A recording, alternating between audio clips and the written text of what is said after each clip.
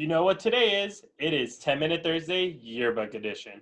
For this week's video, we are doing design consistency with my good friend, Monica Loera. Let's get started. Hey, Monica, thank you for joining me again for another 10-Minute Thursday. How are you doing today? I'm doing great, Carlos. Thanks for having me again. Yeah, no, I thought you'd be the perfect person for this topic, especially being you are the yearbook goddess on Instagram. So you're supposed to be good at everything, right? I definitely am, yes. Awesome. So one of the main things, especially during this year, that everyone's trying to figure out is how to keep their design consistent throughout the year. And so what are some of the main and key things you would say are your must-haves for a school? I think we need to just go back to basics. I think everybody gets super excited once they decide what their cover and their theme is going to be, and then they just want to start working on pages. But the thing that I think you and I have noticed with a couple of schools is that not everybody's on the same page. And I think that that is because they forget to go back to basics. And what I mean by that is you want to make sure that you decide as a group what kind of columns and rows you want to use. How many you'd like to have. The more rows and the more columns you have, the more flexibility you have with your designs. It also will provide a consistency with white space. If usually most schools will decide what their pica space over the perimeter of their page is going to look like. For example, I think most schools will stick with a 6, 6, 6, 8 spacing in their design, and then use that throughout the entire book, just so it looks nice and clean. And it gives it just gives a nice effect, especially once it prints. It's really hard to see all those little changes that you make on the pages, but once it prints, you'll be able to see the difference, and you'll start noticing how beautiful and consistent your pages start looking. The other thing that helps is creating a master book, and within the master book, you can also create character styles. So you'll know all your fonts are consistent. So whatever all your copy is the same, your body copy is the same, your captions are the same size, all the different elements, instead of having to do one at a time per spread, you already have those presets saved on your master book. Color styles are important as well. You know, as a photographer, sometimes you take pictures and it looks beautiful on your camera, and then you print it and it looks a little bit different and you have to make adjustments. Well, it's just the same way on a computer screen. So maybe right now what I'm seeing is a blue bar at the bottom, looks like a baby blue background, but then if I print that out, it might be a darker blue, or it might be a blue gray. We don't know. So it's important that as a group, you decide what your color palette is going to be, and then add that in your master. And that way it'll just make your life a lot easier, and everybody will use the same color format throughout all their pages. And obviously folios. Folios are important. One thing that is not a lot of people notice it unless you're a designer, but nothing breaks my heart more than seeing a folio that is off by a half a pica or a pica or a millimeter. It just doesn't look right. You can't tell on the screen, but once it prints, it's going to bother you, and it's going to bother me. So just keep that in mind. No, yeah, I totally agree with that. And those are some really great points. And so, okay, we got our master pages done. We got our master book done. Let's say we also have a cover done. How am I supposed to take all these elements and make sure I keep them consistent throughout the book? Well, an example that I have here is at J.W. Mitchell High School, and this is basically what they did for their cover design. Was their color palette that they chose. This was their packaging and the angles, and to keep the consistency, you're just creating mini packages throughout your pages that replicate what you did on your cover. So as an example, this is what their cover looked like, and this is what they did for their packaging. You'll notice that they have the headline package, and they have the color styles and the angles, and the same fonts for their headlines as they do on their cover. So what you do on your cover, what we tell you to place on your end sheets and on your division pages, you also create those packages. So what are actually packages? Because I see them here, it looks like there's just different elements, but what really goes into it? What are the things I need to make sure to have? How do I even set one up? Well, you know, a lot of people are afraid of just doing it.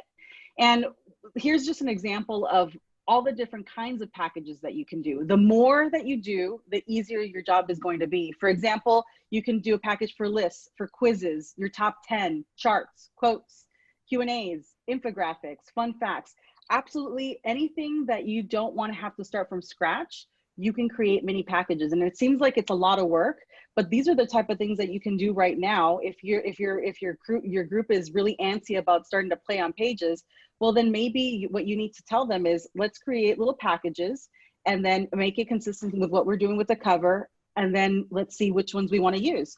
And then that way everybody's involved. They understand what it's like to use theme.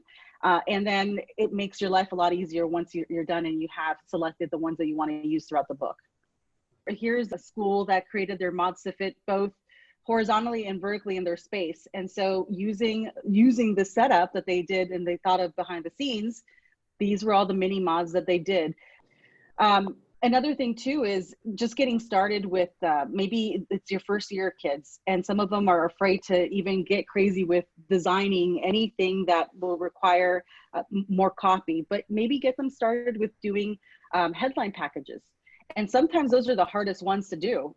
I know that for us, when we're trying to do a last minute edit, most people struggle with, okay, so now what are we going to make the headline? What's the headline going to look like? We'll have these students work on that. We'll have them, maybe that's going to be one of their projects. It's so difficult. It's almost like logo design. It takes a lot. So this would be a good place to start. No, that's totally true. And I noticed in these headlines that there's some that seem like it's the actual headline of the spread, and then some are the headlines of your mod story. So should they be doing both at all times or stick to one category? I think that it depends on your staff. If you have a huge staff, then give each member something to do. If you have a smaller staff, then they can take 2 or 3 different pieces and then create those. So it really depends on your classroom and your class size. Here's another example of what this particular school has, their packages, and they labeled it as photo credits and quick reads. And for them, the quick reads are just what they labeled it. That's what their staff members know it as. You can label that however you want, depending on the program that you're using to create your book. So as an example, photo credits, I feel like that's one of the most time consuming things, whether you're on a proprietary software or in design. Typing everybody's name on photo credits can be daunting, and sometimes you just forget. But if you already created those names and saved them as a custom template, or you're able to just place them directly on the page by just searching them, and then you don't have to start from scratch and retype every single one. It'll make your life a lot easier. And again, here's some other examples. Here's an example of a really cool headline, a quote package. Yes, it can be that specific. Some people will they'll get to color packages, they'll do quote packages, they'll do sports quote packages. It just depends on how specific and crazy you want to get with your mods. So these again are just an example of different ways of creating those. Monica, thanks for that presentation. That's awesome. During that presentation, one of the key things you mentioned was just do it, pretty much.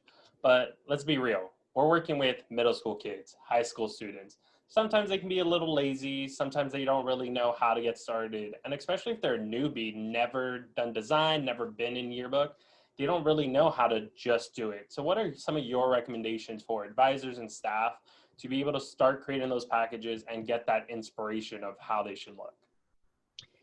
Well, you know, when you're little and you want to learn how to draw, and sometimes they'll have a stencil so that you can kind of trace around a design, so you can start feeling it out and getting ready. I think that if you feel scared or intimidated, nothing is easier than looking at a magazine or something that you love that inspires you, and trying to replicate that yourself, just to get your thought process going. And really, it's a matter of just grabbing the bull by the horns and doing it. You'll never know if you're good at it or not unless you try. Like when you started with photography, you didn't know if you were going to be a good photographer, or if you were even going to like it. You won't know until you take that step. And I think that it's important for the senior staff to be a mentor to the people that are new. And if every single person is new, that's what you and I are here for, is to help mentor them, to be able to show them how to do these things. And you know, once they feel comfortable with just being able to play with these different thoughts and different ideas, then it's a matter of showing it to their staff and talking about it. And it's almost like just having a conversation like you and I, when before we send anything out to our customers or anyone, we always look and triple check everything and say, well, what do you think about this photo? Or what do you think about using this copy? And we go back and forth and make changes that way. It's a collaboration, and we're all on the same team. So I think it's important that people stop feeling uncomfortable and shy and start talking and having conversations and really just do it. If you like something, if you want to learn something, just jump into it, and somebody's going to help you get through that. Awesome. And I think that pretty much ends our time here today. And I think that was a great place to honestly end this. So thank you very much, Monica, for joining me again and presenting on design. And hopefully we can have you back for another session in the next coming weeks. Yeah, that'd be great. Thank you. Because I could talk a lot more about design. There's still more things to talk about. We're not 10 minutes is just not enough. Yeah, so we'll definitely bring you back for a more advanced lesson. And if there's anything you guys want to hear about design, something we missed, something you want us to cover in a future session, make sure to comment below. And thank you guys again for watching this video, and have a wonderful day.